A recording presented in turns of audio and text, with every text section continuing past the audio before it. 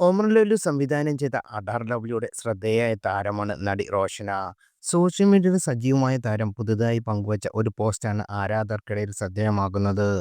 താനും നടനും തിരക്കഥാകൃത്തുമായ കിച്ചു ടെല്ലാസും വിവാഹമോചിതരായി എന്ന് പറഞ്ഞാണ് താരത്തിന്റെ പോസ്റ്റ്.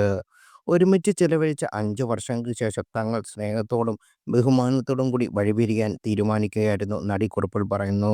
സോഷ്യൽ മീഡിയയിൽ ആഘോഷിക്കാൻ വേണ്ടിയല്ല താൻ ഇക്കാര്യം പറയുന്നതെന്നും എന്നാൽ ഇത് വെളിപ്പെടുത്താൻ ശരിയായ സമയം ഇതെന്ന് തോന്നിയെന്നും ആണ് നടി പറയുന്നത്. രണ്ട് വ്യത്യസ്തമായ വഴിയിലൂടെ സമാധാനത്തോടെ തങ്ങളുടെ ജീവിതം തുടരേണ്ടതുണ്ട്. എല്ലാവർക്കും താൻ സമാധാനം ആശംസിക്കുന്നെന്നും തൻ്റെ ഈ പോസ്റ്റ് ചിലർക്ക് സന്തോഷമായേക്കാം. അവരുടെ ആ സന്തോഷം തുടരട്ടെ എന്നും താൻ ആത്മാർത്ഥമായി പ്രാർത്ഥിക്കുമെന്നും താരം കുറിച്ചു. ഇപ്പോഴും തങ്ങൾ വളരെ അടുത്ത സുഹൃത്തുക്കളാണ്. ഇക്കാര്യം മറച്ചുവെക്കാൻ താൻ ആഗ്രഹിക്കുന്നില്ല. ഞങ്ങളുടെ സ്വകാര്യത മാനിക്കാനും വേർപിരിഞ്ഞ് സമാധാനമായി ജീവിക്കാനും അനുവദിക്കണമെന്ന് അപേക്ഷിക്കുന്നതായും താരം കുറിപ്പിൽ പറയുന്നു.